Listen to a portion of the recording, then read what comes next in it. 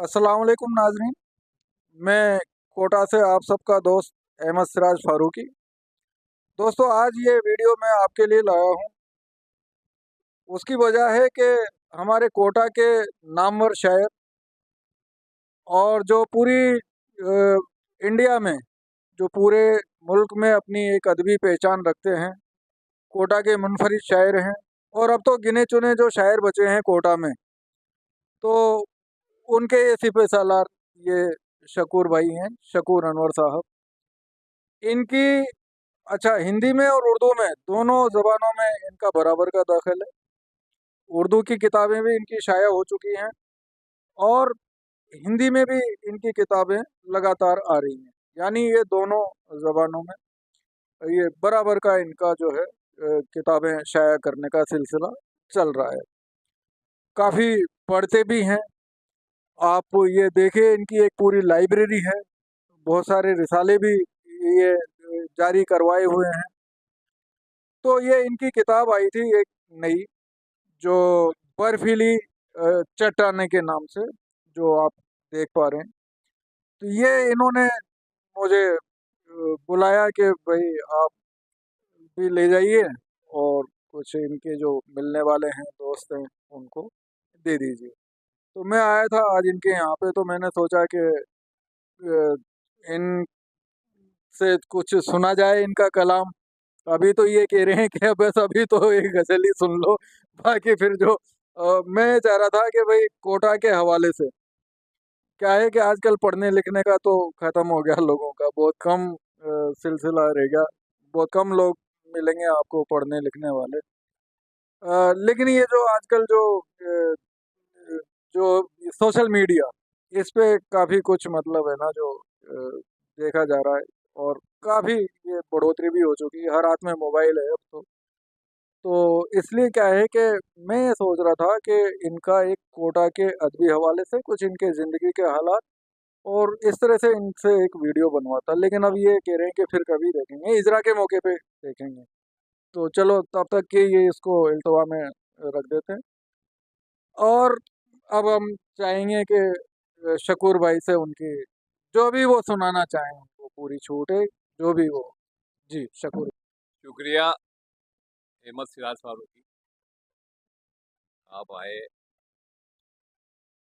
और इन दिनों मेरी नई किताब बर्फीली झीलें आई, ये मौका अच्छा रहा आपके लिए और कुछ दोस्तों के लिए, क्योंकि आजकल मैं बीमार होने की वजह से घर से निकल नहीं पा रहा हूँ। इनका मन था कि कोटा के हवाले से मैं कुछ कहूँ।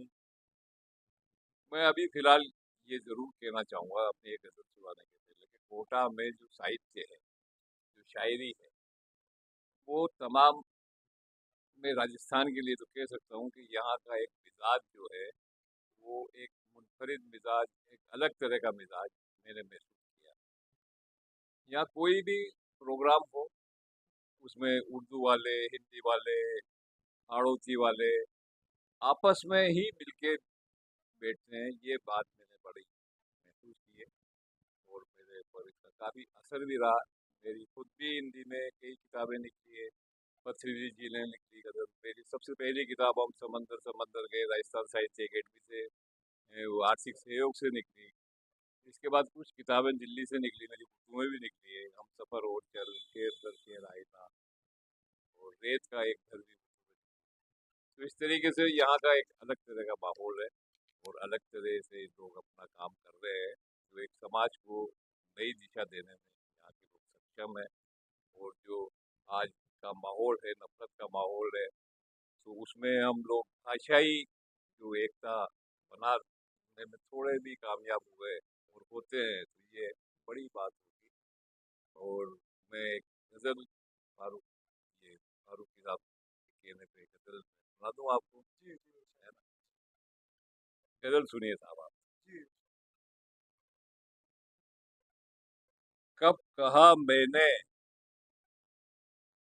चमन का फूल होना था मुझे, हाँ, कब कहा मैं। कब कहा मैंने चमन का फूल होना था मुझे, चलते चलते राह की बस भूल होना धूल था। होना था। वाह वाह कब कहा, वाह शुक्र।